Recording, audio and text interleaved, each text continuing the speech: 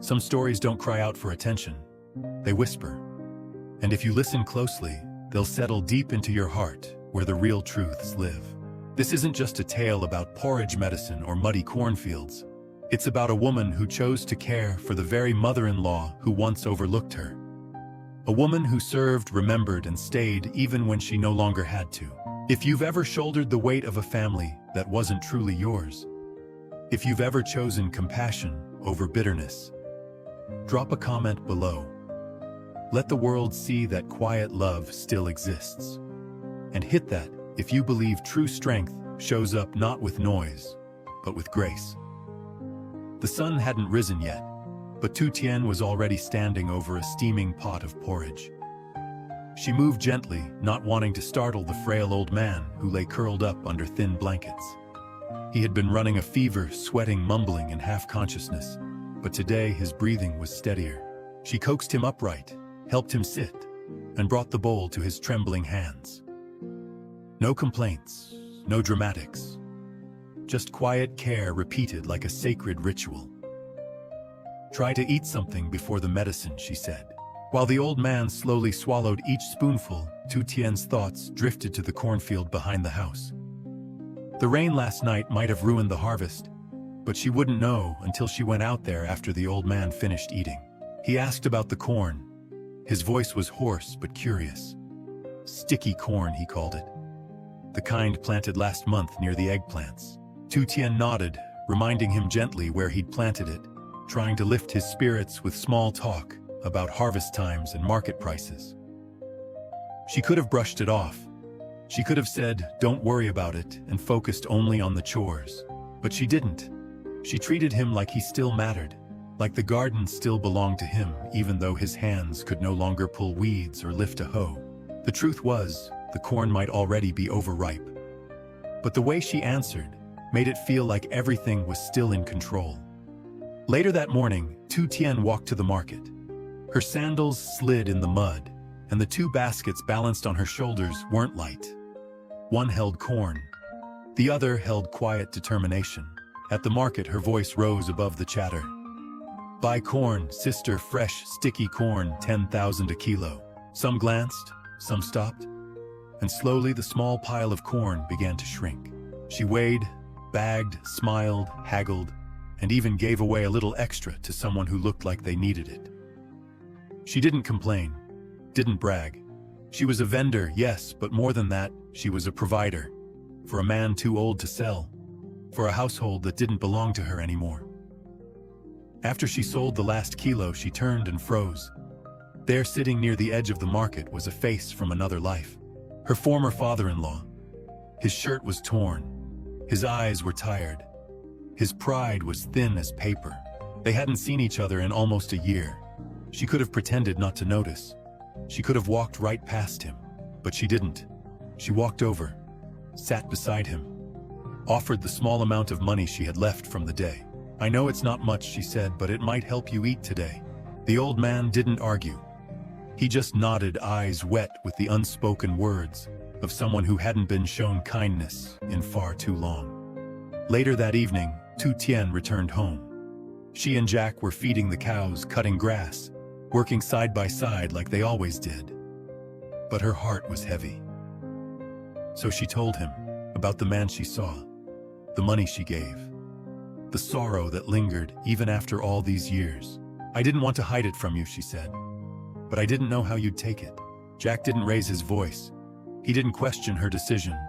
He simply said, "You did what your heart told you to do. That's why I love you." And in that moment, the burden she carried felt lighter. Not because it disappeared, but because someone she trusted chose to hold it with her. Jack didn't say anything more after that. He just looked at her with the kind of stillness that carried weight. The silence between them wasn't awkward. It was safe, almost sacred. And in that silence, Tien found herself breathing easier. The air felt heavier with meaning, but lighter on her chest. They stood side by side, watching the cows munch lazily on the fresh-cut grass. Tien tightened her grip around the sickle still in her hand, though the day's labor had long since ended. Her fingers were calloused from harvest and grass cutting, and yet something in her eyes gave away how much deeper the exhaustion ran. "I just didn't know what else to do," she murmured, not even certain Jack could hear her. "He used to be the only one in that house who showed me any care at all." Jack nodded slowly, not needing any more explanation. There was a kind of grief that came not from loss, but from memory of having been seen even briefly in a place where one was mostly invisible. Tien hadn't forgotten those small mercies. They had once been lifelines. She stepped toward the water basin and washed the dirt from her arms, watching as brown rivulets swirled and disappeared down the drain. The sky above had softened into that blue-gray hue that signaled nightfall. Somewhere in the far field, a lone bird called out to its flock. And inside the house, the old man she had cared for earlier was probably resting, unaware of the storm she had carried silently within her all day. As they sat down to a simple meal, a few steamed corns and cakes from the market, Tien finally looked at Jack. "Do you think I did the right thing?" He set down his chopsticks. "There is no right or wrong when it comes to helping someone who once gave you shelter, even if that shelter had broken walls." She didn't reply, but she didn't need to. In her silence, Jack could read the decades of worry, the shame that sometimes crept in when one felt too much. She had carried guilt that didn't belong to her, held on to memories, as if preserving the last pieces of something long since shattered. The days that followed returned them to their quiet routines. But something inside Tien had changed. She woke earlier, worked harder, but not with the same heavy heart. The encounter at the market had stirred something long buried, a sense of unfinished love, unspoken loyalty. Each time she passed by the road that led to the town's edge, she found her eyes scanning for him, her former father-in-law, though she never admitted it out loud. One morning, while cutting elephant grass for the cows, she found herself humming an old folk tune. It surprised her; she hadn't sung in years. Jack heard her from across the yard and looked up, curious. She just shook her head, half embarrassed, and turned away. But the music had already been released into the air, and with it a piece of her younger self. The grass cutting that day took longer than usual. Tien was distracted not by fatigue but by thought. Her mind wandered back to the days she spent in the old house with Tien. The bitterness was still there, years of neglect, of carrying burdens in silence. Yet within that darkness there had been flickers of light. A warm bowl of soup from her father-in-law, a quiet nod of understanding when no one else offered one. She remembered the time she had torn her shirt while working in the garden, and how embarrassed she felt asking for money to replace it. But he had given her a few folded bills secretly, so that Tui's mother wouldn't see. "Just don't tell anyone," he'd whispered with a wink. She hadn't forgotten. That evening back at the house, the old man was having a harder time breathing.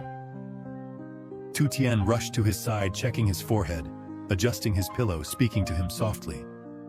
She prepared porridge this time with extra ginger and coaxed him to eat. When he finished, he simply whispered, "Thank you, child."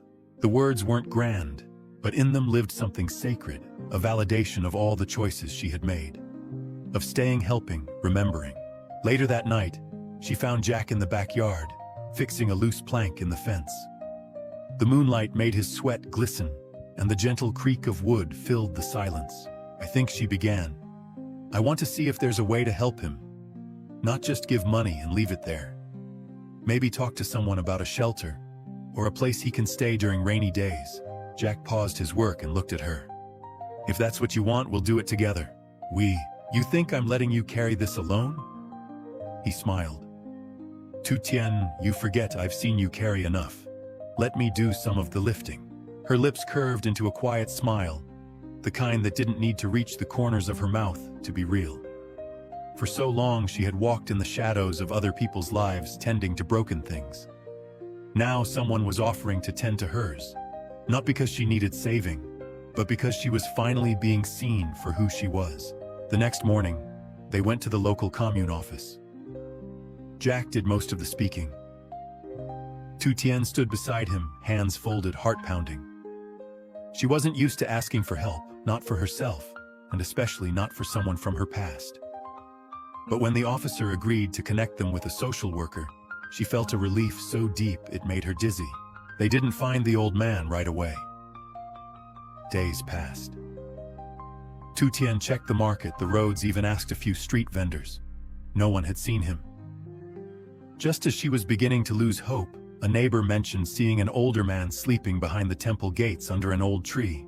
That evening, they found him there, curled up, blanket wrapped around his knees, a plastic bottle tucked under his arm. He looked smaller than she remembered, but his eyes still held the same quiet dignity. She knelt beside him. "Dad," she said softly. He looked up, confused for a moment, and then recognition flooded his face. "Tien," he whispered. She didn't cry. She just placed a warm bow into his hand and said, "Come with us. We found a place for you." The old man didn't protest. He stood slowly, leaning on Jack for support. The walk back was quiet, but not uncomfortable. There was no need for words anymore. Every step said what needed to be said. Back at the house, as Jack set up a mat for him to rest, Tien lit a small oil lamp by the window. Its glow cast long shadows on the walls, but inside her chest, the heaviness had lifted. She sat down by the stove, cradling a bowl of white-bearded corn in her lap. The kind they had harvested together. The kind people loved at the market. The kind she now knew could carry more than just taste. It could carry memory, redemption, and love. Jack joined her, sitting silently beside her. They didn't speak for a while. There was no need to. And in that stillness, between the soft sounds of breathing, between the slow flicker of firelight, Tien finally felt at home. Not in a house, not in a place, but in a life she had built, one small act of love at a time.